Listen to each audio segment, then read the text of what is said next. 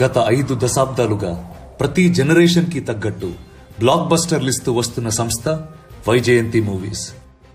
కానీ సంస్థకు ఆ పేరెలా వచ్చిందో ఎవరు పెట్టారో తెలుసా? 1974లో చలసాని అశ్విని దత్ 21 ఏళ్ల వయసులో కె విశ్వనాథ్ గారి ఓ సీత కథతో సినీ పరిశ్రమలో అడుగుపెట్టారు. కానీ ఆ కుర్రోడి స్వప్నం ఇంకెంతో పెద్దది. నటరత్న నందమూరి తారక రామారావు గారంత పెద్దది. ఎన్టీఆర్ గారితో సినిమా సాధ్యమైనా పట్టు వదలని విక్రమార్కుడిలా మొండితనము పట్టుదల కాని చివరికి ఎన్టీఆర్ గారి అపాయింట్మెంట్ సాధించారు. ఆయనతో ఎందుకు సినిమా తీయాలనుకుంటున్నారో వివరించమని ఎన్టీఆర్ అడిగి అతని మాటలకి ముచ్చటేసి ఒప్పుకున్నారు. అంతవరకు అశ్విని దత్ గారు బ్యానర్ కూడా స్థాపించనే లేదు. ఎన్టీఆర్ గారు అడిగిన మొదటి ప్రశ్నే అది, బ్యానర్ ఏమిటి అని. విజయ సంస్థ లాంటిదేదో అయితే బాగుండు అని దత్ గారు మనసులో ఉంది, కానీ బయట పెట్టలేదు. క్షణం ఆలోచనలో పడి ఆ మహనీయుడు ఎన్టీఆర్ మనసులో మరో అద్భుతమైన ఆలోచన గుప్పుమంది. అక్కడే ఉన్న కృష్ణుడి ఫోటోని చూపించి శ్రీకృష్ణుడి మెడలో ప్రతి క్షణం పరిమళాలను వెదజల్లుతూ ఎన్నటికీ వాడిపోని వైజయంతి, అదే నీ సంస్థ అని చెప్పారు. ఆ క్షణమే తన సువర్ణ హస్తాలతో వైజయంతి మూవీస్ అని తన అందమైన దస్తూరితో రాశారు. కేవలం రాయడమే కాదు, వైజయంతి ఎప్పటికీ వాడిపోని వెన్నె తరగని ఘన విజయాల్ని అందించే సూపర్ పవర్ అని ఆప్యాయంగా వివరించారు కూడా. ఆయన ఆ సంస్థలో చేసిన మొదటి సినిమా ఎదురులేని మనిషి. ఆ తారక రాముడి దివ్య సంకల్పంతో పెట్టిన ఆ పేరు ఏ వేళా విశేషమో ఆ మహానుభావుడి హస్తవాసం. ఆనాటి నుంచి వైజయంతి మూవీస్ ఈనాటి వరకు ఎదురులేని సంస్థగా నిలిచింది.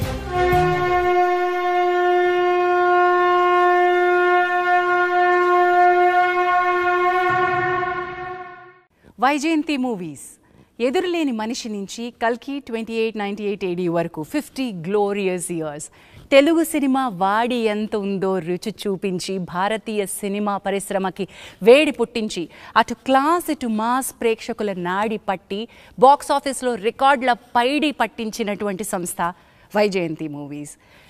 అసలు తెలుగు సినిమా పరిశ్రమలో ఒక తలమానికమైనటువంటి నిర్మాణ సంస్థ మాత్రమే కాదు, తెలుగు సినిమా రంగానికి తలలో నాలుక అశ్విని దత్ గారు. సో ఈ 50 గ్లోరియస్ ఇయర్స్ గురించి మనం వారితో ముచ్చటించేద్దాం. దత్ గారు నమస్కారం అండ్ కంగ్రాచులేషన్స్.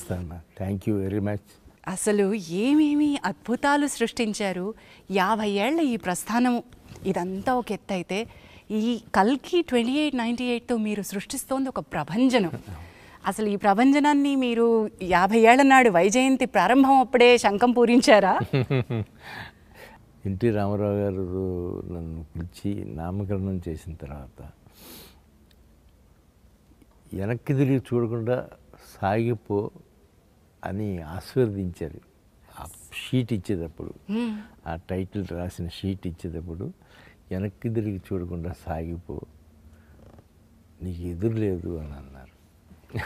ఒక ఎదురులేని మనిషితో ప్రారంభమైంది ఈ ప్రస్థానం. అసలు ఆ టైటిల్ తోటే మీరే ఎదురులేని మనిషి అయ్యారు ఈరోజు.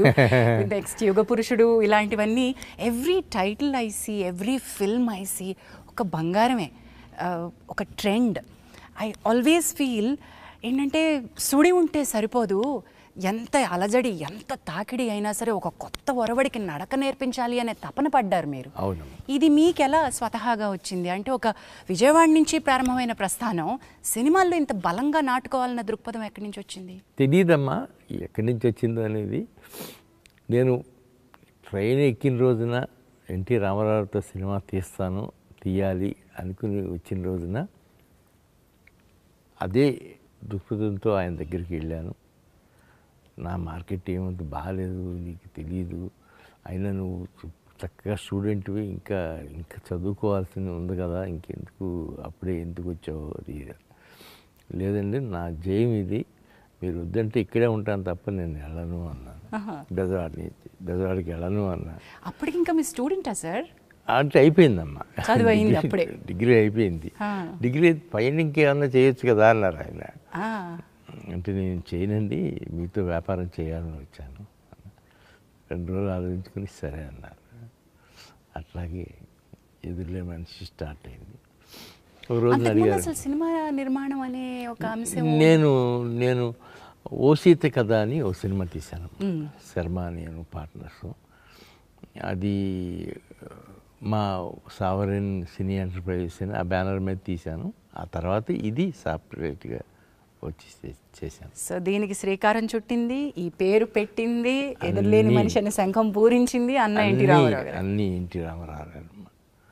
ఆయనే ఆశీర్వదించి ఇవన్నీ తట్టి పెట్టి పంపించారు. చాలా కృతజ్ఞుడిని. వెనక్కి తిరిగి చూసుకుంటే ఇవాళ 50 ఏళ్ళు అయ్యిందా నేను వచ్చి, అప్పుడే 50 ఏళ్ళు అయిపోయింది అని అనిపిస్తుంది. రెండోది కరెక్ట్, అప్పుడే 50 ఏళ్ళు అయిపోయింది, ఇంకా చాలా చేయాల్సి ఉంది అని.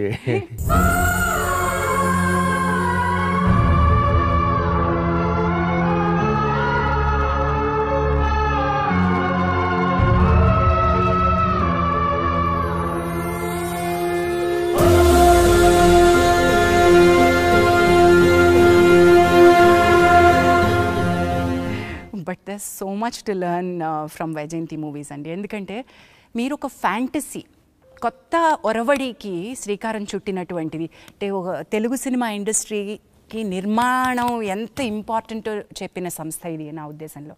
ఎందుకంటే ఒక దర్శకుడి కళ, ఒక కథారచయిత బలం, ఇవన్నీ ఒక ఎత్తు అయితే అది నమ్మి ఆ ఫ్యాంటసీని తెరకెక్కించడానికి కూడా ఒక ధైర్యం కావాలి. What is it behind that fantasy? ఏం నమ్మారు మీరు? నేను అన్న ఎన్టీఆర్ గారితో సినిమా తీయాలి అనుకుని వచ్చాను. ఆయనతో ఫస్ట్ నేను అనుకుంది ఏంటంటే, నాగేశ్వరరావు గారి లాగా ఆయన డాన్సులు అవి చేయట్లేదు, అవి చేస్తే చాలా బాగుంటుంది. అదే చెప్పాను నేను ఫస్ట్ సిట్టింగ్లోనే, మీరు ఒక డాన్స్ అవి చేయాలండి ఈ సినిమాలో, అయ్యే ఉంటే చేద్దాం బ్రదర్ అన్నారు. హే కృష్ణ ముకుంద మురారి, హే కృష్ణ ముకుంద మురారి. లంక చిన్నది కొబ్బరిలాగా ఉన్నది, లంక చిన్నది కొబ్బరిలాగా ఉన్నది. అలాగే నేను ఏది అడిగితే అది చేశారమ్మా. ఆ సినిమాలో 5 పాటలు ఎన్నో ఉన్నాయి, 5 పాటల్లోనూ డాన్స్ చేశారు ఆయన. అమోఘం అని ఆయనే అనుకునేవారు. పేరు పెట్టడం ఒక ఎత్తు అయితే మీరు ఏకంగా ఆయన ఫోటోనే వైజయంతిలో కృష్ణుడు అవతారంలో పెట్టేశారు. పెట్టానమ్మా. That is the kind of worship that you had. యుగ పురుషుడు తర్వాత నుంచి మీరు, బాపయ్య గారు, రాఘవేంద్రరావు గారు, ఇది ఒక ట్రయో అయిపోయారు. అవునమ్మా. అది అసలు అద్భుతం. ఎలాంటి సినిమాలు తీశారు సార్. Not just one. ఆ తర్వాత మీ అనుబంధం రామారావు గారితో, నాగేశ్వరరావు గారితో, కృష్ణ గారు, కృష్ణరాజు గారు, సోహన్ బాబు గారు, దాట్ వాజ్ వన్ జనరేషన్. ఆ జనరేషన్ అండ్ మీ అనుబంధం ఒక్కసారి చెప్పండి సార్. నేను రామారావు గారితో తీసినప్పుడు నేను చాలా చిన్నపిల్లండి. కాకపోతే నేను ఆ కాంపౌండ్ నుంచి బయటకు వచ్చేటప్పటికి అంత పెద్దలాగానే అయిపోయాను. అంతా ఎన్టీ రామారావుతో సినిమా తీసిన బ్యానర్ ఇది, ఎన్టీఆర్తో తీసిన బ్యానర్ ఇది అని కృష్ణరాజు గారు కానీ, కృష్ణ గారు కానీ, అందరూ, శోభన్ బాబు గారు కానీ, పెద్ద బ్యానర్లో చేస్తున్నాం మనం అని ఆ తృప్తి నాకు ఇచ్చారమ్మా. మీరు ఏ రోజు తగ్గలేదుగా. నిర్మాణపు విలువల్ని ఎంత ఇంపార్టెంట్గా భావించారు. అంటే నేను కేవలం పెద్ద స్టార్తో సినిమా చేయడం కాదు, వాల్యూస్ కూడా అంత బాగానే ఉండాలని నమ్మారు కదా సార్. ఉండాలి అనుకుని అలాగే అనుకుని చేసామమ్మా సినిమాలు. మొట్టమొదటి సినిమాకి, రెండవ సినిమాకి, ఎదురులే మనిషికి, యుగ పురుషుడికి 2.5 సంవత్సరాల గ్యాప్ వచ్చింది. ఆ గ్యాప్లో విజయవాడ వెళ్తా వస్తాం అనేవాడు. తర్వాత యుగ పురుషుడు స్టార్ట్ అయింది. ఇంకా ఆ తర్వాత ఇక్కడి నుంచి ఎక్కువ గ్యాప్ ఇవ్వడానికి వీల్లేదు అనుకుని పెద్ద ఆయనతోనే అడిగి నాగేశ్వరరావు, కృష్ణ గారితో మొదలుపెట్టి సినిమా తీసాం. When I look back sir, combination సినిమాలు అద్భుతంగా చేశారు సార్. ఇప్పుడు ఒక ఇద్దరు స్టార్స్ని, 2-3 కాంబినేషన్లో పెట్టుకుని చేయడం, అది ఒక రకంగా అప్పటికి ఒక కొత్త తరం, ఒక కొత్త పంథ అని అనుకుంటున్నాను నేను. అనుకుంటాం అయి ఉంటుందమ్మా అది. ఎందుకంటే నేను కూడా ఇండస్ట్రీలో ఉండిపోయి అది చూడలేదు. కానీ రామారావుతో అయిపోయిన తర్వాత నాగేశ్వరరావు, కృష్ణ గారు, అలాగే శోభన్ బాబు గారు, బాలకృష్ణ గారు, కృష్ణరాజు గారు, నాగేశ్వరరావు గారు, వెంకటేష్ గారు, ఇలా కాంబినేషన్స్ చాలా మంచి కాంబినేషన్స్ కుదిరినాయి.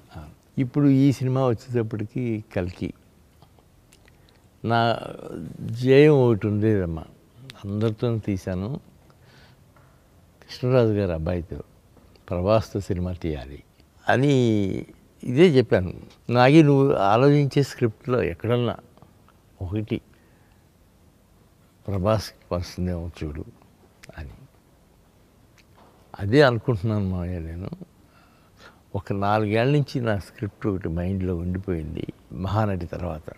ఇప్పుడు దాన్ని తీసి పొదులు పెడతాను అని చెప్పారు. కథలడి గారు ఒకసారి వింటారా అని వినిపించాడు. ఆ మోగం దీని గురించి ఎదురే ఉంది, వెళ్ళి ఆయనతో చెప్పి చెప్పుడు అని చెప్పాను. అట్లాగే వెళ్ళాడు, చెప్పాడు. ఆయన వెంటనే యాక్సెప్ట్ చేశారు. అండ్ నెక్స్ట్ వీక్ బాంబే వెళ్ళటం, ఆయనకి అమితాబ్ గారికి చెప్పటం, ఆయన వినటం, 1-2 సార్లు ఆలోచించుకోవటం, ఎట్లా చేస్తారు ఏంటి ఆయన అడగటం, ఇవన్నీ ఒక 2-3 వీక్స్ ఆయన వెంటనే ఓకే అన్నారు. ఆ తర్వాత ఎప్పటికో కానీ షూటింగ్ స్టార్ట్ అయిన తర్వాత కమల్ హాసన్ గారి గురించి ప్రపోజల్ రాలేదు. అప్పుడు ఆఖరిలో వచ్చినప్పుడు ప్రపోజల్ ఆయన కూడా వెంటనే దాదాపు 2 months టైం తీసుకున్నారు ఆయన, కమల్ హాసన్ గారు. తీసుకుని ఆయన వెంటనే ఓకే చేశారు. అంటే ఆయన నెగిటివ్ క్యారెక్టర్ ఉంది కదా నా దాంట్లో, ఎట్లా వస్తుంది ఏంటి అని ఆలోచించి ఆయన కూడా వెంటనే ఓకే చేశారు. వాళ్ళ పొద్దున్న సినిమా చూస్తూ ఉంటే నాకు అనిపించింది, ఇన్ని పాజిటివ్ క్యారెక్టర్స్, ఇన్ని నెగిటివ్ క్యారెక్టర్స్, ప్రభాస్ ఒక్కడ మీద ఆయన తలుచుకున్నాడు కాబట్టి ఆయనతో పాటు యావత్ క్యాస్టింగ్ అందరూ ఏకమై చేశారు ఈ cinema. Hats off to. Sir, అది అంటాం కదా, యూనివర్స్ మనం ఏదైనా ఒక బృహత్ కార్యాన్ని తలపెడితే మనకి తెలియకుండానే మనం కేవలం నిమిత్త మాత్రం అయిపోతాం, అది దాని అంతటా అది చక్రం నడిపించేసుకుంటుంది అని. కల్కి 2898 AD is India's pride sir. ఇది this is a visual treat, నా భూతో నా భవిష్యత్, ఇంటర్నేషనల్ స్టాండర్డ్. ఇది మన తెలుగు గడ్డ నుంచి పుట్టిందా అని తెలుగువారే ఆశ్చర్యపోయే స్థాయిలో సినిమా. ఇది వైజయంతిస్ 50th year అవ్వడం అనేది యాదృచ్ఛికమో లేదా ఇది ప్లాన్డో తెలియదు, కానీ this is one of the mile stone for Indian cinema according to me sir.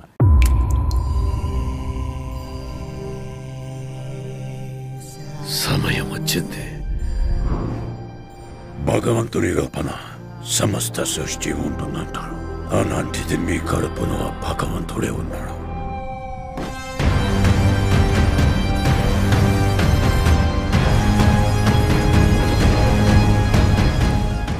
రేపటి కోసం ఈరోజు నీ చంపితే రేపేలా ఉంటుంది? నేను కాపాడుతా. ఒక పెద్ద బౌంటీ, 1 shot కాంప్లెక్స్కి వెళ్ళిపోతా.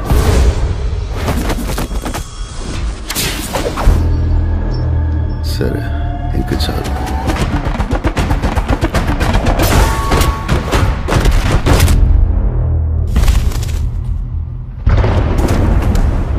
ఎన్ని యుగాలైనా ఎన్ని అవకాశాలు ఇచ్చినా మనిషి మారడు, మారలేడు.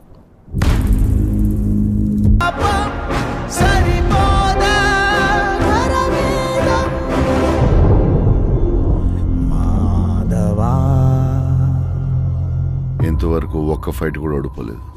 ఇది కూడా ఓడిపోను.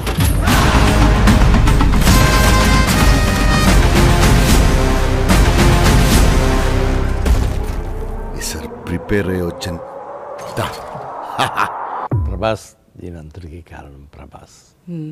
ఆయన తర్వాత అమితాబ్ బచ్చన్ గారు, కమల్ హాసన్, దీపిక పట్టుకోన్ క్యారెక్టర్ అదొకటి ఉంది. ఆవిడకి వెళ్ళి చెప్పారు, ఆవిడ వెంటనే ఓకే చేశారు.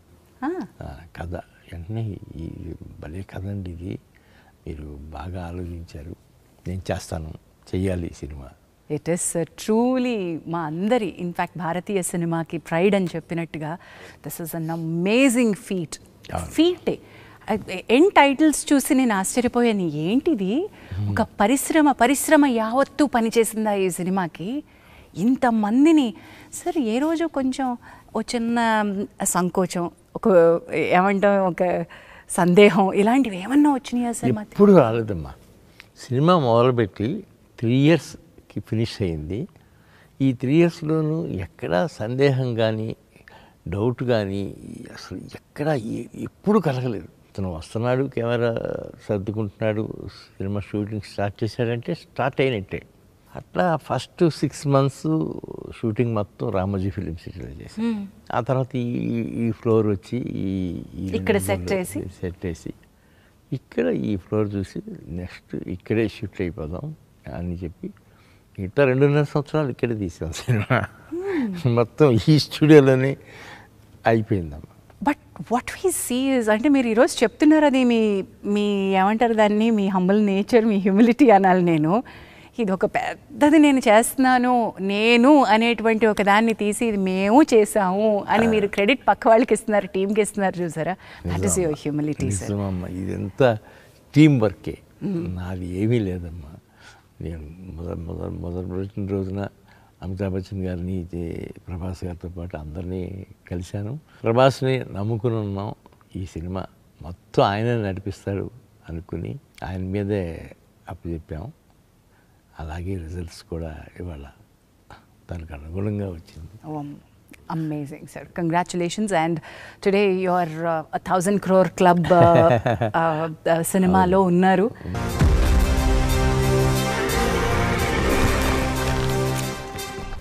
తన పేరు చరిత్ర మర్చిపోదు.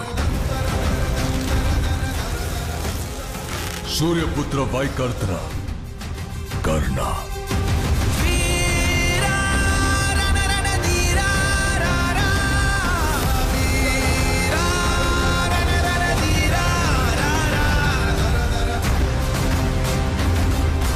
The kind of budget, the kind of expanse, అంటే దానికి ఉన్నటువంటి సామర్థ్యం ఏంటో ఈ సినిమా రుజువు చేస్తుంది. ఎంత పెట్టాలో, ఎంత తీసుకెళ్లాలో అనేటువంటి స్కేల్స్ని. అంటే మీరు నిర్మాణ రంగంలో ఉన్నారు, నిర్మాణం వ్యాపారమే అనుకుని వచ్చారు. సినిమా మీ ప్యాషన్ మాత్రమే కాదు, దీనిలో నేను కొన్ని మెళకువలు నేర్చుకుని ఇది వ్యాపార సూత్రంగానే పెట్టాలి అని వచ్చారు. ఇలాంటి ఒక బృహత్తరమైన ప్రాజెక్ట్ చేపడుతున్నప్పుడు ఈ లెక్కలు, ఈ నెక్స్ట్ జనరేషన్ పిల్లలు, మీ అమ్మాయిలు, మీ అల్లుడు అందరూ కలిసి లెక్కలేస్తుంటే మీరేమైనా లెక్కల్లో చేయేసారా? నేను ఎప్పుడు లెక్కేయలేదమ్మా. మా స్వప్న కూడా అసలు ఎప్పుడు లెక్కేసి తీద్దాము, ఇది ఎట్లా అవుతుంది అనేది తను ఎక్కువ ఆలోచించలేదు. అసలు స్వీటీకి అసలు ఆలోచన ఉండదు అనుకోమ్మా. అసలు లెక్కకి అందుకోలేని సినిమా అమ్మ ఇది. అబ్సల్యూట్లీ లెక్కకి అందుకోలేని సినిమా. ఎంత బాగా చెప్పారు అసలు. లెక్కకి అందుకోలేని సినిమా. సార్, తెలుగు సినిమా ఇండస్ట్రీని ఒక్క చోటికి, ఒక తాటికి తీసుకురావడం, అందరికీ తల్లో నాలుకలో ఉండడం, అంటే వ్యాపారం వ్యాపారమే, పోటీయే, కానీ ఫ్రెండ్షిప్పే. ఎలా సాధ్యమైంది? మీ నిర్మాణ సంస్థతో పాటు మీరు మరికొంతమంది, ఇప్పుడు ఫర్ ఎగ్జాంపుల్ రాఘవేంద్రరావు గారితో కానివ్వండి, అల్లు అరవింద్ గారితో కానివ్వండి, దిగ్గజాలందరూ ఓ చోటికి ఎలా చేరారు? ఎప్పుడు అంటే రాఘవేంద్రరావు గారు ఉన్న చోట మొత్తం అందరం ఒక చోటే ఉంటాం కదా. అలాగే ఉన్నప్పుడు అరవింద్ గారు, నేను ఒక రోజున ముందు ఈ పెళ్లి సందడి తీసేటప్పుడే అరవింద్ గారు, నేను రాఘవేంద్రరావు గారితో అన్నాం, ఏదన్నా ఒక కాంబినేషన్లో చిన్న సినిమా లాంటిది తీద్దామండి సరదాగా. అదైతే నేను రెడీగానే ఉన్నాను, నేను కథ కూడా చెప్తాను మీకు అని ఆయన నెక్స్ట్ 2 daysలోనో 3 daysలోనో కథ చెప్పారు. వెంటనే స్టార్ట్ చేసామమ్మ. అది పెళ్లి సందడి. త్యాగమనే దేవత సన్నిధి వెలిగే దీపం.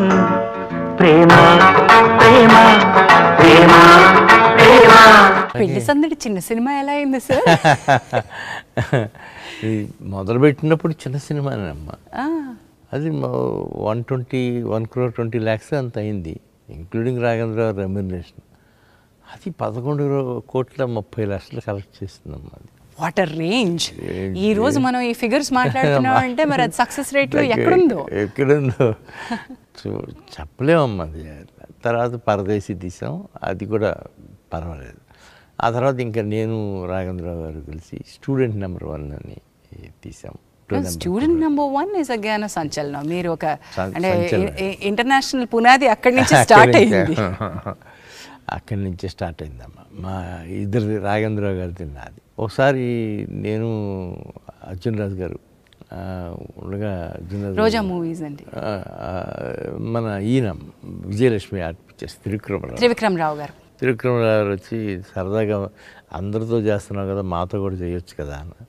అలాగేనండి చేద్దామని నేను, త్రివిక్రమరావు గారు, దేవివర్ ప్రసాద్ కలిసి అమరాజీనామా. మనం సినిమా గురించి మాట్లాడినప్పుడు నిర్మాతలు ఒక్క చోటకి రావడం ఏంటి, ఒక స్నేహపూరిత వాతావరణంలో వ్యాపారం చేయడం. అట్లాగే అమరాజీనామా అట్లాగే అది సూపర్ సక్సెస్ అయిందమ్మా. అది బాగా విపరీతమైన పేరు వచ్చింది.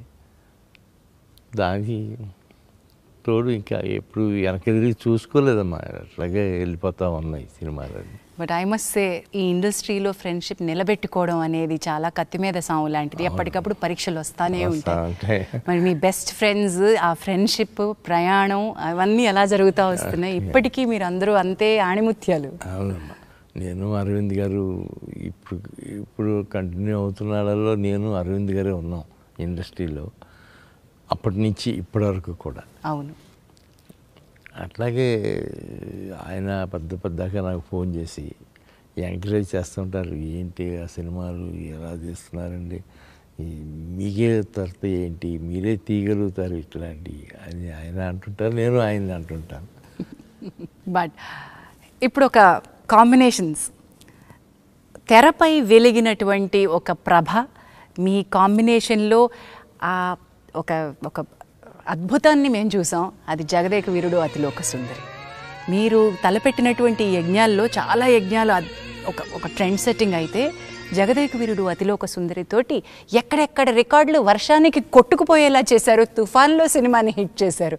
జగదేక వీరుడు అతిలోక సుందరి మామూలు సినిమా కాదు. మరి దాని రిలీజ్ మామూలుగా ఎలా ఉంటుంది? 1990 మే 9న రిలీజ్ డేట్ ఫిక్స్ చేశారు. అప్పట్లో అతి పెద్ద బడ్జెట్, పాటలు ముందే రిలీజ్ అయ్యి సెన్సేషన్ క్రియేట్ చేశాయి. అన్నీ బాగున్నాయి అనుకుంటున్న టైం, సరిగ్గా అదే టైంకి అంటే 6వ తారీఖున తుఫాను వార్తలు మొదలు. సినిమా ప్రింట్స్ కూడా ఎలా పంపాలో తెలియని పరిస్థితి. భారీ వర్షాల దెబ్బకి ఎక్కడ ట్రైన్స్ అక్కడ ఆగిపోయాయి.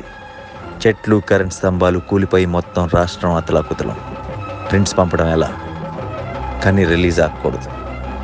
తుఫాన్ని ఎదిరించి చెప్పిన డేట్కి రిలీజ్ చేయాలని పట్టు. థియేటర్స్లో కూడా మోకాల్లోతు నీళ్ళు, చివరికి ప్రొజెక్టర్ రూమ్లో కూడా నీళ్ళే. అలాగే పాపం అక్కడక్కడ మార్నింగ్ షోలు పడ్డాయి. అన్ని అంచనాలున్న అంత భారీ సినిమా కళ్ళ ముందు భవిష్యత్ నీటి పాలైపోతుంది. చేసిన పబ్లిసిటీ అంతా వర్షాలకి మట్టి కొట్టుకుపోయింది. ఇక కూర్చొని బాధపడితే ప్రయోజనం లేదు. విజయవాడ వెళ్ళి జరగాల్సింది ప్లాన్ చేద్దామని అశ్విని దత్ గారు, రాఘవేంద్ర గారు విజయవాడ వెళ్ళారు. 11వ తారీఖున విజయవాడ వెళ్ళగానే ముందు రాఘవేంద్రరావు గారిని మనోరమ హోటల్లో దించి దత్ గారు తన ఇంటికి వెళ్ళారు. ఇంట్లో కరెంట్ లేదు. ఓ చిన్న లాంతర వెలుగులో దత్ గారు, శ్రీమతి, ఫాదర్ ధర్మరాజు గారు, దత్ గారు ముగ్గురు ఆడపిల్లలు భోజనం చేస్తున్నారు. ఇంట్లో చీకటి, దత్ గారి మనసులో చీకటి. అప్పుడు దత్ గారు చాలా నిరాశగా, ఇదే నా ఆఖరి సినిమా ఏమో అన్నారు ఫాదర్తో. ఆ మహానుభావుడు వెంటనే, ఏం పర్వాలేదు, మంచి సినిమా తీసావు, సెటిల్ అవుతుంది, ముందు భోంచే అని ధైర్యం చెప్పారు. మర్నాడు పక్కనే ఉన్న గుంటూరు మంగా థియేటర్కి దత్ గారు, రాఘవేంద్ర గారు కలిసి వెళ్తే అక్కడ వాతావరణం వేరేగా ఉంది. క్లాస్ ఆడియన్స్ ఉండే బాల్కనీలో జనం మాస్ ఆడియన్స్లా రెచ్చిపోతున్నారు. చప్పట్లు, ఈలలు, గోల గోల. ఆశ్చర్యం ఇంకా చిన్న ధైర్యంతో గుంటూరు నుంచి తెనాలి బయలుదేరారు దర్శక నిర్మాతలు ఇద్దరు. అప్పుడే ఓ మరుపురాని సంఘటన. ఎన్టీ రామారావు గారు ఆ టైంలో మాజీ ముఖ్యమంత్రి, అపోజిషన్ లీడర్ హోదాలో తుఫాన్ ప్రాంతంలో టూర్ చేస్తూ అక్కడ ఎదురయ్యారు. దత్ గారు, రాఘవేంద్రరావు గారు కారు ఆపి ఆయన్ని కలిశారు. ఎన్టీఆర్ గారు అప్పుడు గంభీరంగా, సినిమా రిపోర్ట్ బాగుంది, సెటిల్ అయిపోతుందిలేండి బ్రదర్, కంగారు పడకండి, నేను చెప్తున్నాను అని ధైర్యం చెప్పి తన ప్రోగ్రాంలోకి వెళ్ళిపోయారు. ఆయన దగ్గర నుంచి వచ్చి కారెక్కబోతుంటే ఓ పల్లెటూరి వ్యక్తి సైకిల్ మీద అరటిపళ్ళతో వస్తూ అశ్విని దత్ గారిని, రాఘవేంద్రరావు గారిని చూసి పరిగెత్తుకు వచ్చి, ఇప్పుడే సినిమా చూశాను, అదిరిపోయింది, సంవత్సరం ఆడుద్ది అని గట్టిగా అరిచాడు. దత్ గారు, రాఘవేంద్రరావు గారు ఊపిరి పీల్చుకున్నారు. ఇంకా అక్కడి నుంచి సినిమా విజయ విహారం. నాన్ స్టాప్గా ఊరూరా వాడవాడలా చెలరేగిపోయింది. తుఫాను, వర్షం, ఆ బీభత్సం ఏవీ జగదేక వీరుడు అతిలోక సుందరిని ఆపలేకపోయాయి.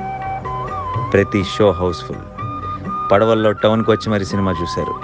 ల్యాండ్ మార్కెట్స్ ఊరికే వస్తాయా? తెలుగు సినిమా చరిత్రలోనే జగదేక వీరుడు అతిలోక సుందరి అంటే ఓ తుఫాన్. 30 ఏళ్ళయింది. ఓ చిన్న డౌట్ మిగిలిపోయింది. ఉంగరం ఏమైంది? ఉంగరాన్ని మింగిన చాప ఏమైంది? అపూర్వమైన గంధర్వ గానమేదో నా మదిలో మొదలుగుచున్నది. వెనక్కి తిరిగి చూసుకుంటే ఎలా అనిపిస్తుంది సార్ ఆ సినిమా గురించి? ఒళ్ళు గగురు పడుతుందమ్మా. జగదేక వీరుడు అతిలోక సుందరి అది మొదలుపెట్టినప్పుడే మేము అదే అనిపించింది, ఈ సినిమాలుకి భిన్నంగా ఏదో తీయాలి, బాగా కాల్చిస్తే తీయాలి అని అనుకుని జగదేగుడు అతిలోక సుందరి కథ రెడీ చేస్తే ఆయన బాగా ఇంప్రెస్ అయ్యి ఆ తర్వాత ఆయన కూడా 1.5 month 2 months ఈ కథ మీద కూర్చున్నారు. దాదాపు ఆ కథ మీద 27 మంది రైటర్స్ వర్క్ చేశారు. 27 మంది 27 మంది పరచూరి బ్రదర్స్ తప్ప మిగతా వాళ్ళు అందరూ వర్క్ చేశారమ్మా. సత్యానంద్, అల్లమూరి వీరేంద్రనాథ్, జింజాల, తమిళియన్స్ ఎంతోమంది. అట్లాగే అది స్టిల్ రికార్డ్స్ అన్నీ కొట్టిందమ్మా. ఎన్నో సెంటర్లలో 100 రోజులు 200 రోజులు కూడా ఆడింది. థియేటర్లో మోకాల వరకు నీళ్ళల్లో కూడా కూర్చుని చూసారంటే ఒక తుఫాను ఆంధ్రప్రదేశ్ని వణికిస్తున్నా సరే ఎంటర్టైన్మెంట్ అది ఇచ్చిందంటే ఎంత గొప్పతనం అది, ఎంత గొప్పతనం. అలాగే అప్పటి నుంచి మొదలయ్యి చిరంజీవి గారికి నాకు ఎనలేని ఫ్రెండ్షిప్, అది వెళ్ళలేని ఫ్రెండ్షిప్ అంటాను సార్ నేనైతే. వెళ్ళలేని ఫ్రెండ్షిప్ నిజంగా అండి. 4 సినిమాలు చేసామమ్మా. 3 సినిమాలు అయితే అసలు అమోఘం. జగదేగుడు చూడాలని ఉంది, ఇంద్ర అమ్మ ఇంద్ర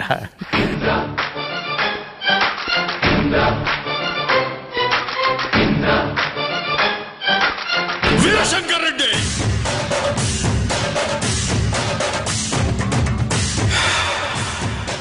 ఒకే కదాని పీకేస్తే పీక కోస్తా. ఈ 3 అనుమించారు. తర్వాత జై చిరంజీవి, అది కూడా బాగానే. Yes, with the range that the films have, అంటే మీరు ఎంత హంబుల్గా ఎలా ఉండగలుగుతారా అని నాకు ఎప్పుడూ ఆశ్చర్యంగా ఉంటుందండి. ఒక స్థాయిలో పతాక స్థాయిలో మీరు రికార్డులు చూశారు, అంతే స్థాయిలో సింపుల్గా ఈ సినిమా ఆడలేదు అనే అంత సింపుల్గా తీసుకోగలిగారు. ఎలా తీసుకున్నారు మీ కొన్ని బాక్స్ ఆఫీస్ దగ్గర అనుకున్నంత సాధించని సినిమాల్ని? నాకు ముందే కొద్దిగా సినిమా మొదలుపెట్టగానే కొంతకాలం అయిన తర్వాత అనుమానం వస్తుందమ్మా, ఏదో కొద్దిగా మన టేస్ట్లో లేకుండా పక్కకి వెళ్తూ ఉంది అని.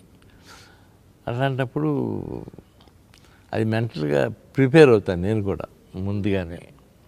ఓహో, ఇది మన దారిలో లేదు, దీనికి ఖర్చు అంటే ఇవాళ ఖర్చు అదుపు చేయలేము, దీన్ని అలా వదిలేసేయటమే తప్ప మనం చేయగలిగింది ఏమీ లేదు అని అనుకుంటాం. సో ముందే ప్రిపేర్ అయిపోయారు కాబట్టి అది బాక్స్ ఆఫీస్ దగ్గర దాని నంబర్స్, దాని రాబడులు ఎఫెక్ట్ చేయలేదు మిమ్మల్ని? చేయలేదమ్మా. బాగా వర్స్ట్ అయ్యాం లేదు. మనం కూడా సినిమాల మీద సినిమాలు తీసి ఒక 2 years 3 years రెస్ట్ తీసుకుందాం అని అనుకున్నా. ఆ టైంలోనే మా పిల్లలు వచ్చారు. వాళ్ళు వచ్చి కరెక్ట్గా ఎవడే సుబ్రహ్మణ్యం సినిమా స్క్రిప్ట్ తీసుకొచ్చారు.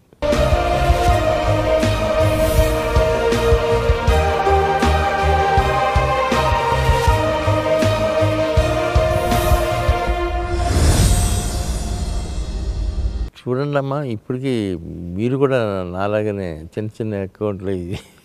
అప్పటికి వీళ్ళు స్టార్ట్ చేసి సినిమా ఇండస్ట్రీకి మీరు మీట్ అయిపోయారు వాళ్ళు కూడా. వెన్ దే స్టార్టెడ్ చాలా డిఫరెంట్ సినిమా తీశారు. ఇప్పుడు బాణం వాజ్ అన్ అమేజింగ్ ఫిల్మ్, నాకు ఎంత ఇష్టమో బాణం. సీతారామం కూడానమ్మా వాళ్ళు తీసుకొచ్చి నాకు అప్పచెప్పిన స్క్రిప్టే. డాడీ హను బాగా చెప్పాడు డాడీ, విన్నాను, నిజంగానే అందులో విషయం ఉందమ్మా, కూర్చుంటే మనకు వర్కౌట్ అవుతుంది అని ఒక 2-3 months వరుస పెట్టి కూర్చున్నాను నేను హను. అందుకనే అది ఆ సినిమా ఆ షేప్కి వచ్చింది. స్వప్న కానీ స్వీటీ కానీ ఎక్కడ కాంప్రమైజ్ అవ్వలేదు అసలు, ఎక్కడ ఏ విషయంలోనూ. సార్ ఇక్కడ ఒక క్వశ్చన్ అడుగుతాను సార్. సినిమా ఇండస్ట్రీలో లెగసీ ఆర్ వారసత్వం ఇవి మేము చూస్తూనే వచ్చాం, కానీ ఒక ఇంటి నుంచి వచ్చినటువంటి వారసత్వంలో, నేను ఇక్కడ జెండర్ అనట్లేదు సార్, ఇంకా చాలామందితో పోటీ ఏమో, కానీ మీ అమ్మాయిలు వేరు సార్, మీ అమ్మాయిలు బంగారాలు. The way that they have పుణికి పుచ్చుకోవడం, అంటే వ్యాపార సూత్రాలని, ఏ సినిమాకి ఉన్నటువంటి కళాత్మకతని, వ్యాపార సూత్రాలని వీళ్ళు సంగమించి మేళవించినట్టు నాకు తెలిసి ఇంతవరకు జరగలేదేమో అనుకుంటున్నాను సార్. నేను అదే అనుకుంటానమ్మా, ఖచ్చితంగా నేను అదే ఫీల్ అవుతాను. నా పిల్లలు కదా వీళ్ళు ఎంత కష్టపడుతున్నారు, ఈ కల్కికి అయితే 3 years నాన్ స్టాప్గా కష్టపడ్డారు. హ్యాట్స్ ఆఫ్ టు దెమ్ అని అనిపించింది. అది ఎవడే సుబ్రహ్మణ్యంతో ప్రారంభమై ఉండాలి. అంటే ఆ గురి, పిల్లలు వాళ్ళ అభిరుచి, నాగి కుటుంబంలోకి అల్లుడై రావడం, అక్కడి నుంచి ఒక దిశ మారింది అనుకుంటున్నాను నేను. జాతిరత్నాలు తీసేటప్పుడు కూడా వాళ్ళిద్దరూ నాగితో కలిసి తీశారు మా జాతిరత్నాలు.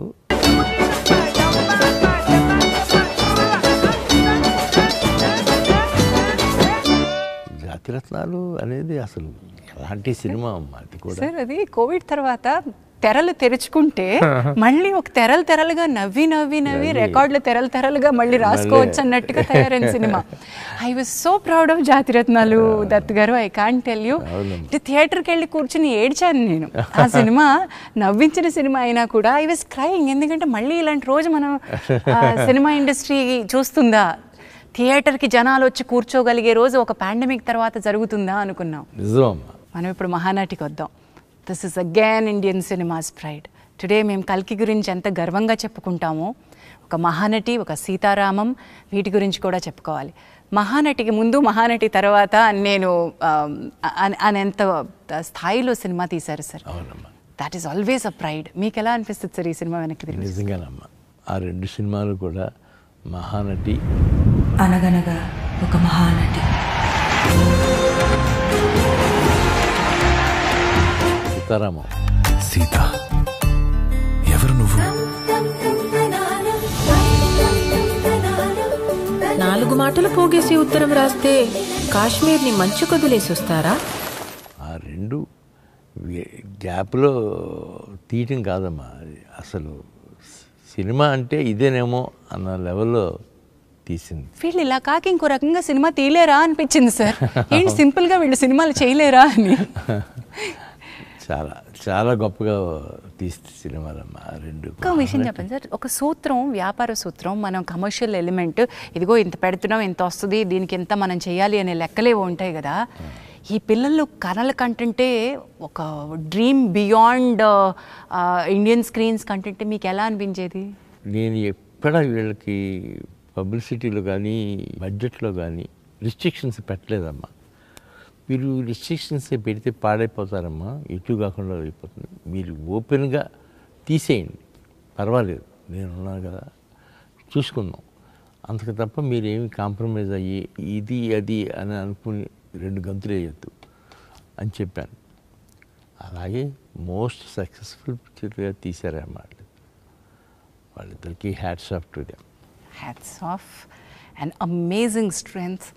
సార్ పర్ఫెక్షనిస్ట్లు అండి, బాగా. ఏం పర్ఫెక్షనిజం అండి అది? హౌ? కొన్ని చూసి చూడనట్టుగా వెళ్ళాలమ్మా అని మీరు ఎప్పుడైనా సలహా ఇచ్చారండి ఆడపిల్లలిద్దరికి? లేదండి, నేను ఇప్పుడు ఇవ్వలేదమ్మా అసలు. మీరు అనుకుందే తీస్తున్నారు కదమ్మా, ఇంకేంటిది ఏంటి కాదు డాడీ, కొద్దిగా ఎక్కువైంది. ఎక్కువైతే అవుతుందమ్మా, దానికి ఏంటి సమస్య ఏముంది పెద్ద. సో రక్తం నుంచి వచ్చింది అది. ఓకే.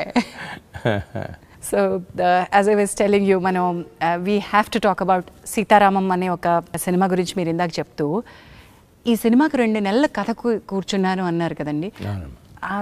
ఏ పాయింట్ మీకు చాలా బాగా అనిపించింది? ఎలాంటి విషయాల్లో మీరు కథ దగ్గర కూర్చుంటారు? ఇది అసలు పాయింట్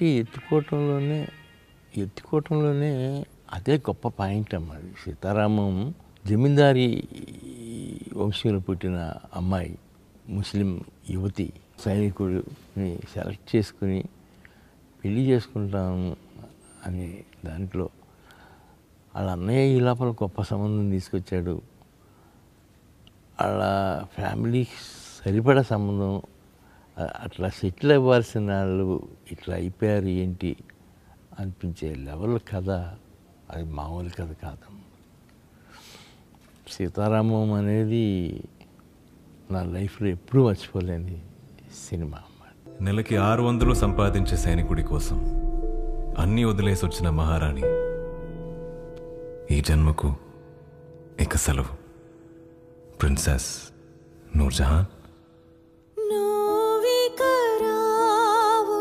అని తెలిసే ప్రశ్నల వాన ఇక ముగిసే జన్మ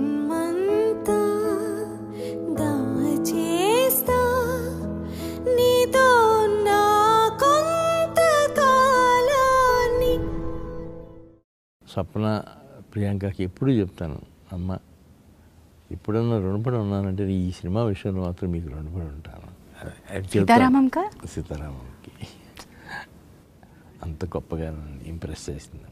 నాగశ్విన్ అనే ఒక దర్శకుడు, మేమందరం తెలుగు వాళ్ళందరం కూడా ఏమిటి ఈ ఋషి, ఎవరి యోగి, ఎవరి సిద్ధపురుషుడు అని మేము అనుకుంటాం.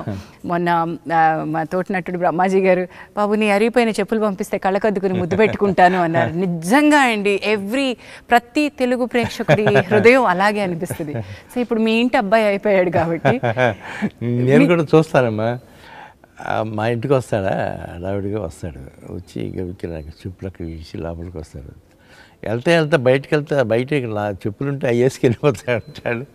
తను వచ్చేటప్పుడు కూడా వాళ్ళ నాన్నగారు చెప్పులు వేసుకొచ్చేస్తాయంట ఒక్కోసారి. ఎక్కడ సార్ అంటే ఎప్పుడు ఒక చాప్టర్ ఎక్కడో కల్కిలోనో, ఒక చాప్టర్ ఎక్కడో నెక్స్ట్ ఇంకొక 5 ఏళ్ల తర్వాత తీయబోయే సినిమాలోనో ఆ సినిమాటిక్ యూనివర్స్లో తిరుగుతూ ఉంటుందేమో.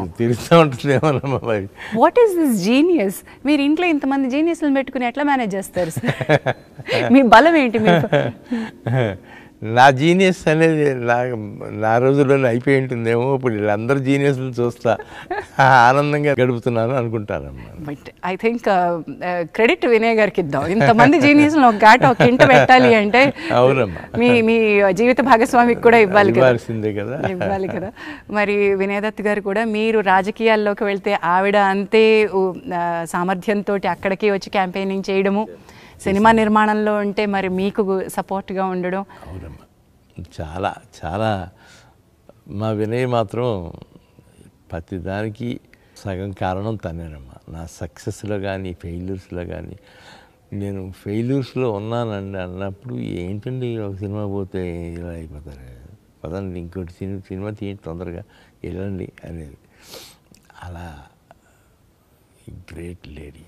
అంతే కదండి. మరి సో సినిమా ఒక ప్రస్థానం అయితే దత్ గారు, మీరు ఏ రోజు కూడా అనుకున్నది మాట్లాడడానికి, ఎప్పుడు సినిమా ఇండస్ట్రీలో సభల్లో మాట్లాడి ఇంటర్వ్యూల్లో గట్టిగా మాట్లాడేటువంటి మేము ఇంతవరకు తీరు వినలేదు మీ దగ్గర నుంచి. కానీ రాజకీయాల్లో, అటు ప్రత్యక్ష రాజకీయాల్లో పోటీ చేసిన, ఈ మధ్య రాజకీయాలకి పరోక్షంగా సపోర్ట్ చేసిన, బలంగా మీ వాదనని వినిపించారు. ఈ స్ట్రెంగ్త్ ఎక్కడి నుంచి వచ్చింది? ఇంత పెద్ద సినిమా ప్రాజెక్ట్ని పెట్టుకుని మనకి రిలీజ్ రాబోతుంటే చాలామంది వ్యాపారం ఉన్నవాళ్ళు కొంచెం జాగ్రత్తగా మాట్లాడదాం అనుకుంటారేమో. కానీ ఉన్న నిజాన్ని నిక్కచ్చిగా చెప్పటమే మా నాన్నగారు నాకు నేర్పించిన విద్య అమ్మా. మొహాట లేకుండా మాట్లాడు, ఏంటి ఇందులో ఏం పొజిషన్ వస్తుందంటే సినిమాకి దానికి ఏంటి సంబంధం. జగన్మోహన్ రెడ్డి గారి విషయంలో మాత్రం నేను ఎక్కడ డిఫర్ అవ్వలేదమ్మా. ఆయన చాలా ఫ్రెండ్లీగానే ఉండేవారు. మా రెండో అమ్మాయి పెళ్ళికి వచ్చారు ఆయన. చంద్రబాబు గారిని జైల్లో పెట్టిన రోజున మాత్రం అక్కడికి వెళ్ళి చాలా ఎమోషనల్గా మాట్లాడాను.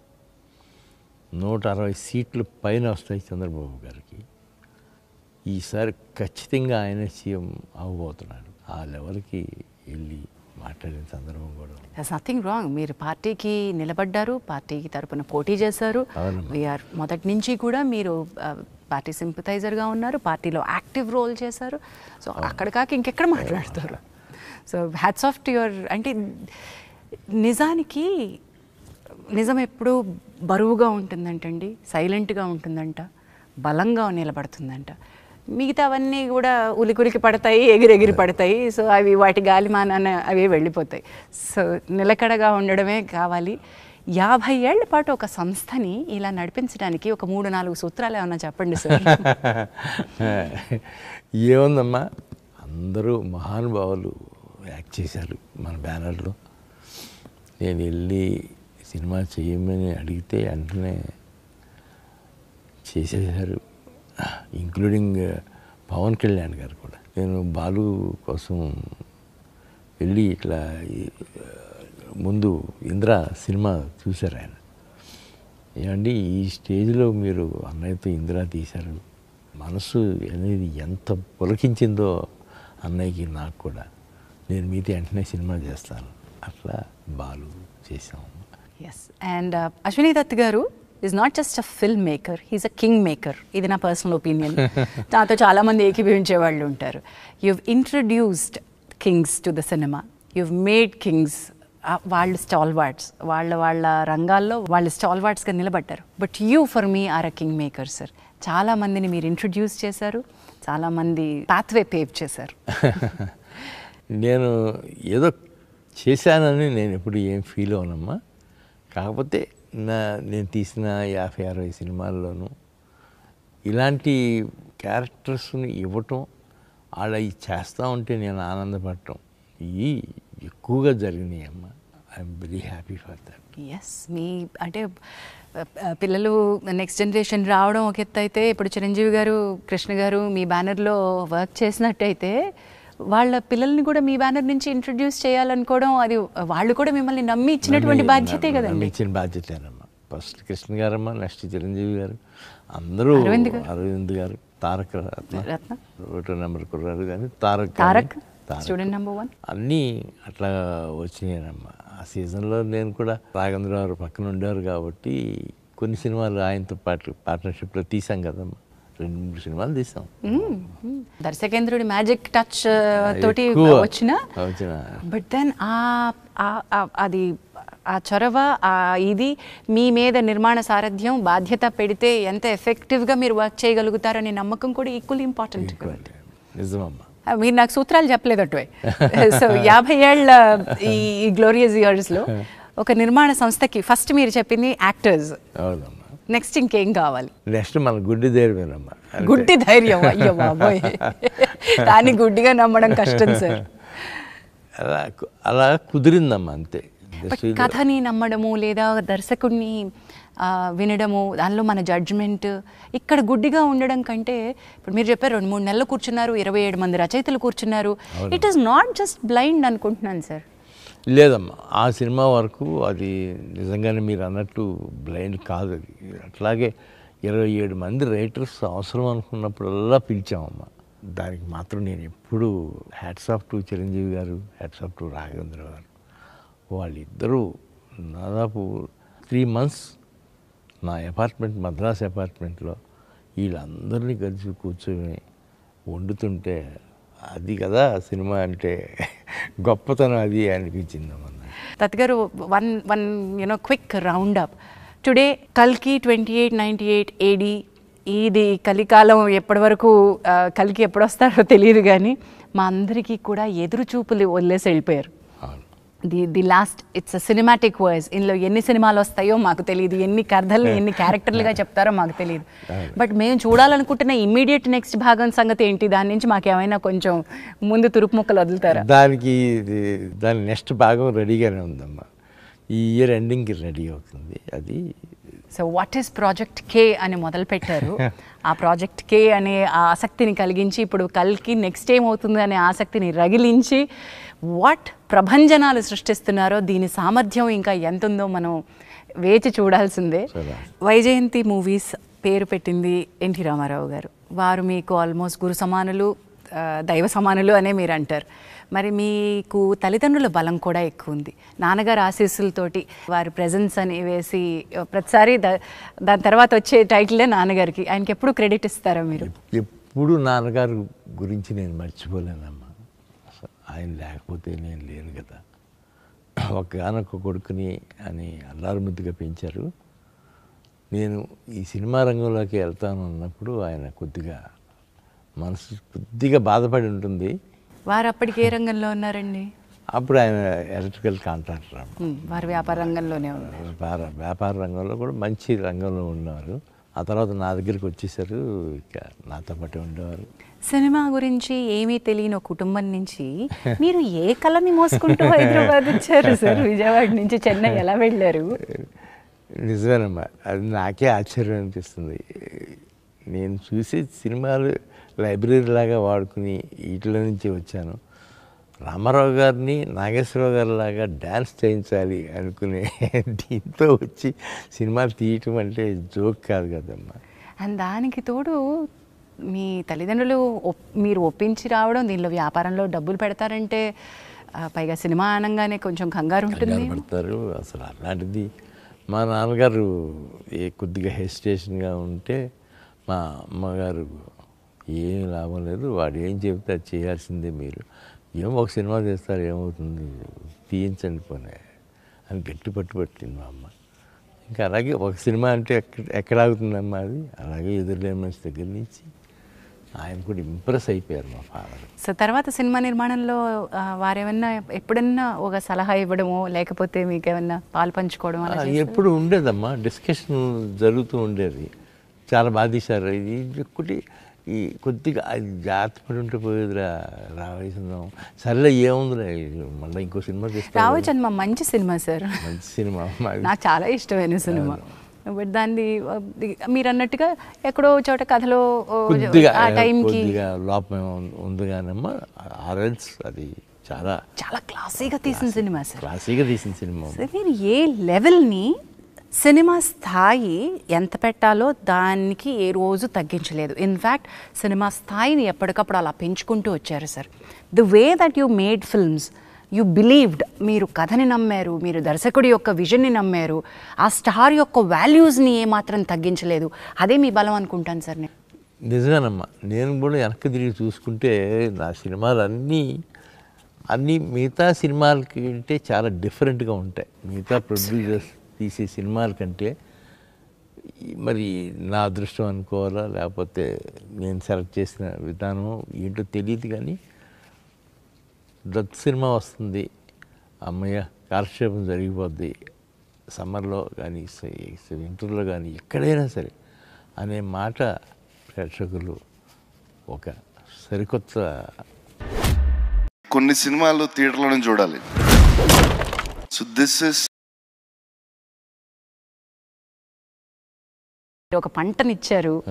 జగదేకవీరుడు అతిలోక సుందరి ఎలా అయితే ఒక తుఫానులో జనాన్ని థియేటర్లకి రప్పించిందో, దత్ గారు మీరు తీసిన ఎన్నో సినిమాలు థియేటర్లు వెలవెల్లబోతున్న టైంలో మళ్ళీ తిరిగి కళకళలాడేలాగా జనాల్ని రప్పించేయండి. అది మీకే కుదిరింది.